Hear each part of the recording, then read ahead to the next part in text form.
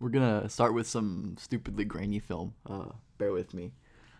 You probably, or you may not know who I'm talking about here or who this is. This guy right here is Tori Craig, longtime like journeyman role player, who is one of my favorite historical prospect analogs. Because of the fact that he was like a mega usage scorer star at USC Upstate when he was in college. Was doing stuff like this, attacking off of the dribble and finishing in the lane. He was hitting pull-up jumpers, which is a far cry from anything Tori is doing, in the NBA these days. But these kind of shots were routine in Craig's shot diet. It's one of my favorite kind of like shocker moments for people who don't know a ton about the draft or like stats and stuff. That Craig had like almost a 30 usage for all 4 years of his college career at USC Upstate, which is pretty insane.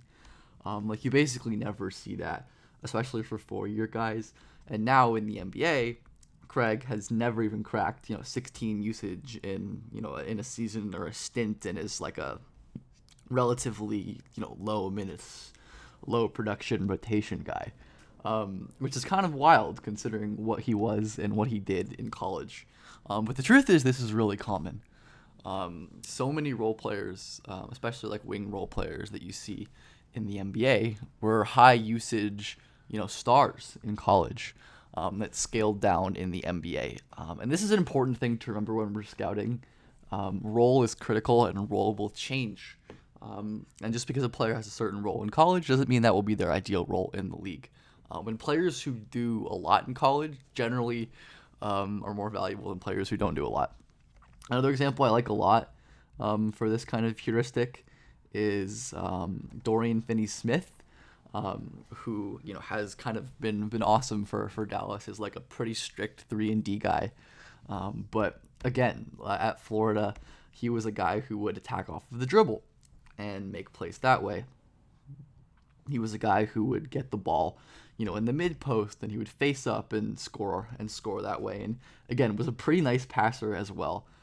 Dorian Finney-Smith was a guy who like you could run secondary offense through in college, like a really really nice live roll pass here, drawing the defense in and slipping it into a decently tight window here, especially for someone who isn't really a guard or a passer in the league. And again, we see Dorian Finney-Smith working in some like secondary action here off of screens, and hitting a nice skip pass. Again, nothing crazy complex, but right when this defender commits to the tag, he's skipping this out to Chris Chioza here. And again, this is like not stuff that Dorian Finney-Smith really ever does in the NBA.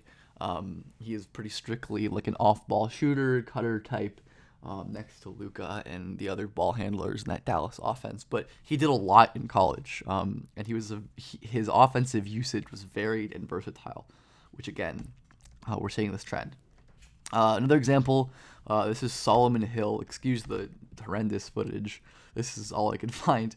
But again, was someone who could really create offense off of the dribble in college.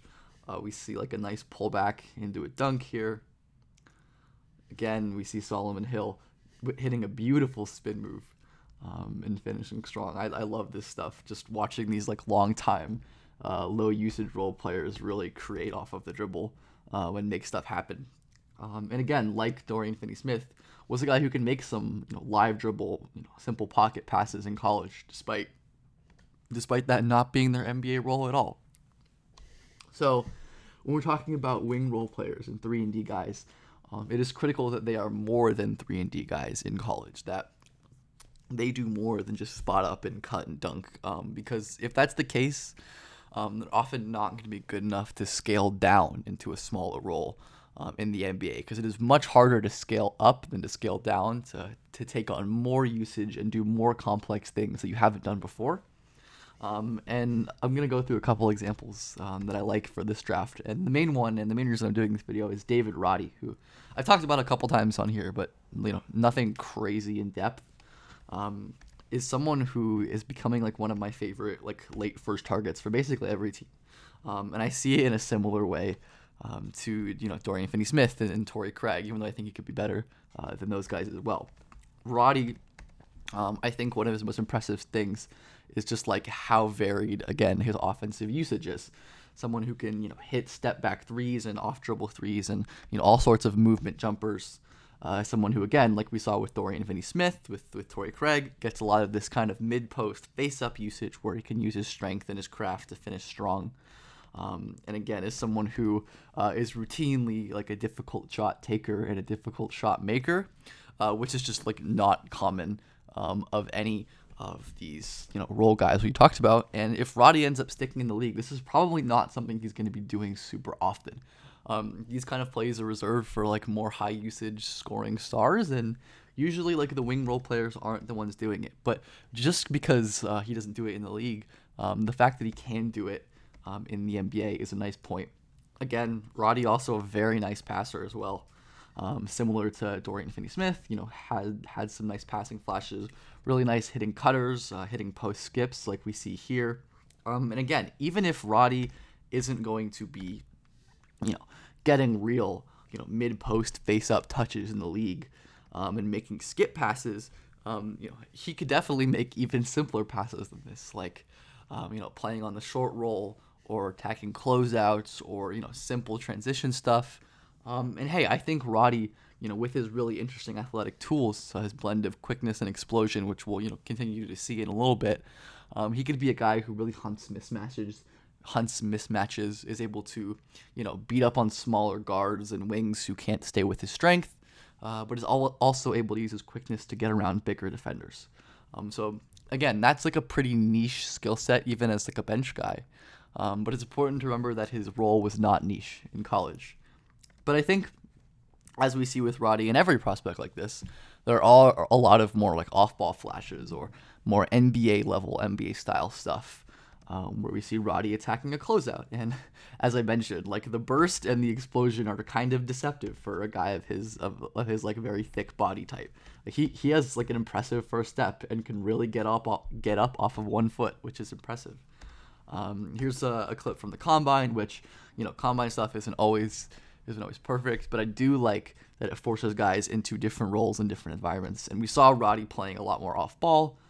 Again, a guy who's able to pretty simply pump fake because guys have to be aware of his shot. He is an excellent shooter and able to finish closeout. So really simple stuff like that is going to be something Roddy is great at.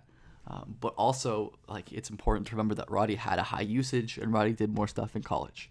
Another guy I like for this kind of example is E.J. Liddell, who I don't like as much as Roddy generally. I think he's a little less skilled and versatile offensively and just lacking in offensive athletic tools.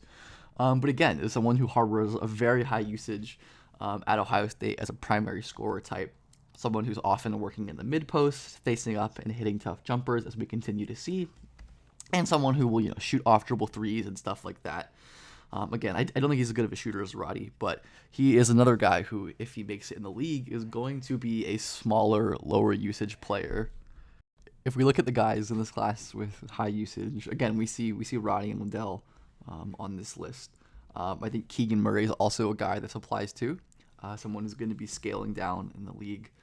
Tari as well, who I think has more like real creation upside, but again, someone who his bevy of skills are all going to be useful in a smaller, more contained role. I think this also works the opposite. Low usage is also a concern. Not that low. We're gonna go like sub 20, which is generally pretty low. And a lot of them are like bigs or young guys. But like someone like Keon Ellis, who is like a pretty strictly like spot up guy in college, is not someone I really have a ton of confidence in, just because I'm kind of worried about how he acts on his other skills. I think another guy who I worry about this for is Jeremy Sohan, who I think, as we see, if we look at the historical analogs for guys with this level of low usage, I'll actually switch this to 8 to 20 or 18, whatever, just so it matches. We see a lot of busts. A lot of guys picked high who didn't work out, and a lot of the ones who did, have a lot of similarities. They're either like very great shooters, like Cam Johnson, or like really, really amazing defenders like McHale, or even some other examples here. But even a lot of the amazing defenders like Thibault, end up not working out for whatever reason. And of course there are exceptions like Halliburton being like a super weirdo in just basically every way. But Sohan is someone who is an amazing defender as well, but also someone who is really, really rough offensively, and has some skills, has some craft and some footwork and some passing, but the shot and the athleticism and some of the other tools are worrisome. AJ Griffin is not one I'm super worried about because of the low usage, just because I think he's taken on higher usage roles in the past, and it was kind of like just the way that Duke ran, and I think he showed some more ancillary skills. But yeah, usage is important. Looking at college versus NBA role is really important. And I hope this was interesting and you learned something.